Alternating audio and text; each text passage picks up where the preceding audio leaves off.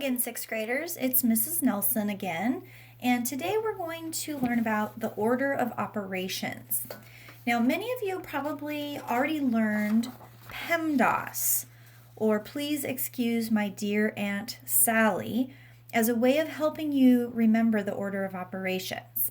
And that's fine, but what you have to remember about this is that multiplication and division are grouped together, and addition and subtraction are grouped together. With PEMDAS, a lot of times students think they have to do all of their multiplication first and then go through and do their division and then do their addition and then their subtraction, which is simply not correct. If you get to the multiplication division stage, you need to go left to right, and any multiplication or division that you see, you complete it first when it's on the left and then work your way to the right. And same thing with addition and subtraction. So if you've already learned it this way and you are good at remembering that these have to be grouped together, then that's great, and you can continue to use that as a way of remembering. However, if this is new to you, or if you're using PEMDAS and you keep getting the wrong answer, try using the idea of GEMS instead. GEMS stands for G, grouping symbols, and that's because it's not always parentheses. It could be different sorts of grouping symbols like brackets. E stands for exponents. The M in GEMS is multiplication / division, so that's grouped together going from left to right. And then the S is subtraction and addition, again grouped together going from left to right. So let's do a couple examples so that we can see how this works. So the first one, and I would like you to write this down and try to solve this yourself. It's 16 minus 12 divided by 2 plus 4 times 2. So go ahead and pause this video, try to solve it, and then when you're finished, restart the video. Okay, hopefully you're now finished solving that. So if we follow the order of operations, we're looking first for any grouping symbols, which we don't see here. Then we're looking for exponents or powers, and we don't see any of those. So we move to multiplication or division, again, starting from the left and working our way to the right. So I go across, nope. Yep, I see division here. 12 divided by 2 is 6. Now, one thing that I really want you all to get into the habit of doing is doing one step at a time and then rewriting.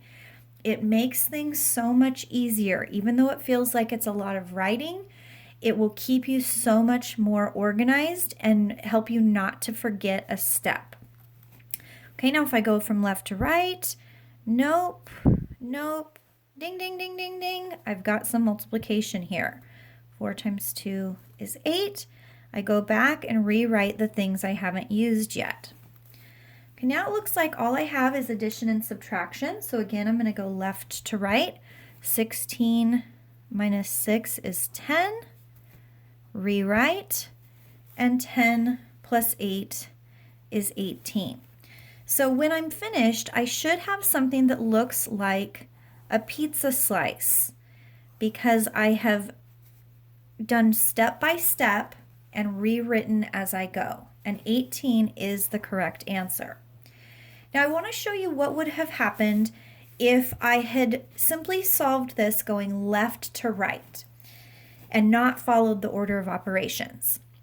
I would have done 16 minus 12, which is 4, and then I would rewrite everything else. Going left to right, 4 divided by 2 is 2. Rewrite. Going left to right, 2 plus 4 is 6 times 2,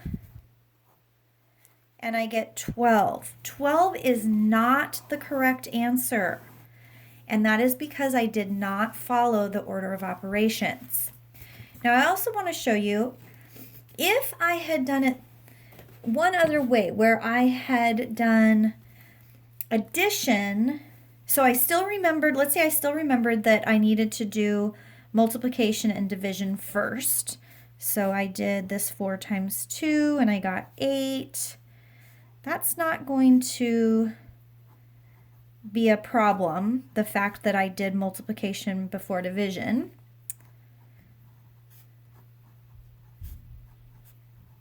That's still going to work out okay. You can see in the correct version I get 16 minus 6 plus 8, and same thing here. So that works out okay, even though I didn't quite follow the order of operations. But what would happen here if I thought, oh, addition always comes before subtraction. So if I had that misconception, then I would say 6 plus 8 is 14, and 16 minus 14 is 2. Again, that is not the correct answer. So by following the order of operations, we can be sure that we always get the same answer as somebody else. Because if I don't have these rules, somebody might solve it this way, somebody might solve it this way, somebody might solve it this way, and we'd end up with different answers, which is not acceptable in math. All right, now I would like you to try this one. 6 plus 4 to the third power minus 60 divided by 5 times 3. Again, please pause the video, solve it, and then restart the video so you can check your work. Okay, you've had a chance to solve that. So if I follow the order of operations, I'm first looking for grouping symbols, which I don't see any. Then I am looking for exponents, which I do see. Now I have to remember that this does not mean 4 times 3, it means 4 times 4 times 4. 4 times 4 is 16, and 16 times 4 is 64. And then I'm going to rewrite everything else that I have not used yet. Okay, next in my order of operations is multiplication or division. So I'm going to go left to right. No, no, yes. 60 divided by 5, which is 12. And I'm going to rewrite everything else. Okay, now I'm going to go left to right again. No, I'm looking for multiplication or division. No, yes. 12 times 3, which is 36. And I'm going to rewrite. Okay, now all I'm left with is addition and subtraction. So I'm going to go left to right. 6 plus 64 is 70. And then 70 minus 36 is 34. And that is the correct answer. Now again, if I had tried to do this just going left to right, I would have, okay, 6, there's nothing to do. I would have done the exponent first. So that part wouldn't have been a problem. But then, let's see, 6 plus 64 would give me 70. Rewrite. Left to right, 70 minus 6 gives me 10. Rewrite. 10 minus 5 gives me 5. And 5 times 3. Oops, I just noticed a mistake here. This should be division right here, not subtraction. So 10 divided by 5 equals 2, and 2 times 3 equals 6. Again, that is not the correct answer because I simply went left to right. I did not follow the order of operations.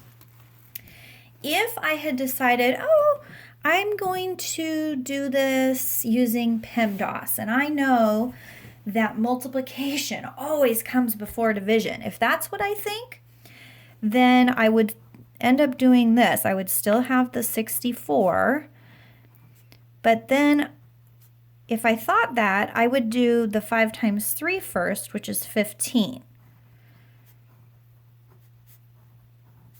And then I would do the division, 60 divided by 15, which is 4. And then if I thought addition came first, I would do 6 plus 64, which is 70, and 70 minus 4, which is 66. Again, that is the wrong answer. And the reason that I got it wrong that time is because I thought multiplication had to come before division, which it does not. All right, one of the things that you have to also remember as we start using order of operations is that there are a lot of different symbols for multiplication. Most of you are used to seeing the multiplication sign with an X, but sometimes we use a dot. So if I'm writing 5 times 4, it could look like that. It could look like that. We sometimes use a star or like an asterisk, so it might look like that. And then we can also use parentheses.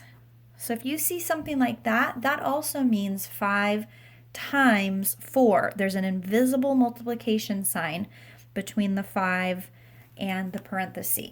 So keep that in mind, please, because that will start to come up. Okay, now when it comes to grouping symbols, sometimes you will see more than one set in the same problem.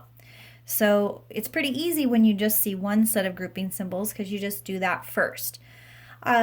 If the grouping symbols are isolated, meaning they're all by themselves, like this is separate from this, which is also separate from this, then you can just complete the first one that you come across as you're moving from left to right, and then do the next one, and then do the next one.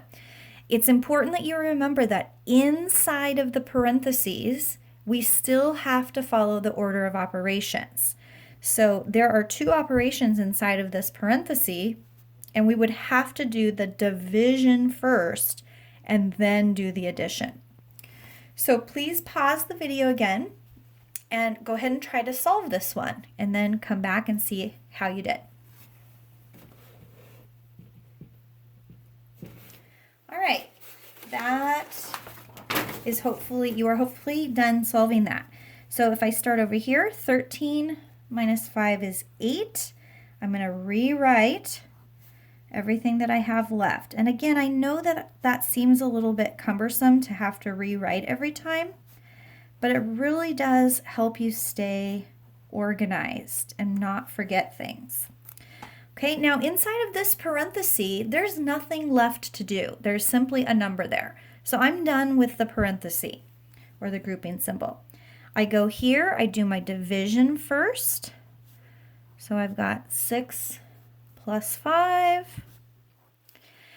And I still have a 2 parentheses 8. And then in this set of parentheses, I would have to do exponents before I can do subtraction.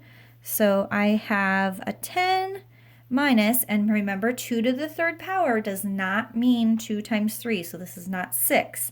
It means 2 times 2, which is 4, and 4 times 2, which is 8. All right, now again, I want to finish off these parentheses. There's nothing to do there. 6 plus 5 is 11. 10 minus 8 is 2. And there's nothing left in the parentheses here. Okay, so that means now I've got multiplication, addition, and multiplication. So multiplication has to come before addition. So I've got 2 times 8, which is 16, and 11 times 2, which is 22. And then 16 plus 22 equals 38. So if you didn't get that, go back and try and see where you may have made your mistake.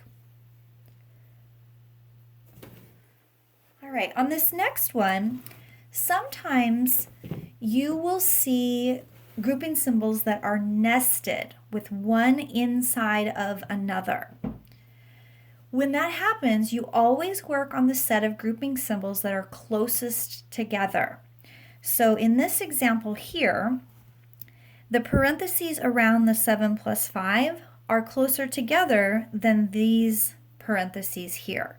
So I'm going to have to do that first. Go ahead and pause the video again, try this, and then restart the video.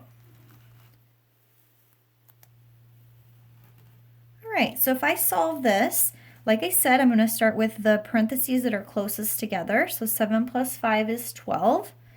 And I'm going to go ahead and rewrite everything else that I have not done yet.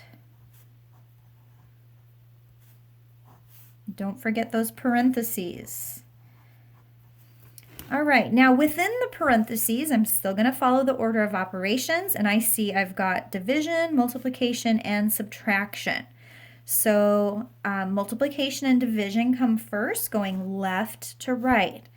So 18 divided by 3 is 6, and then I'm going to rewrite.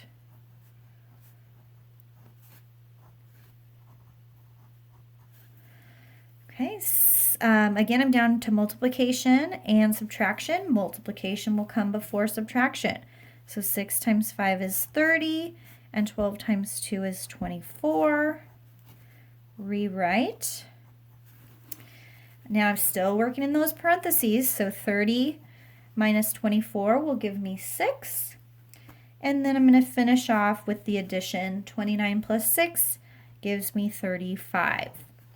Now again, if you did not get that, please go back and try and figure out where you made your mistake.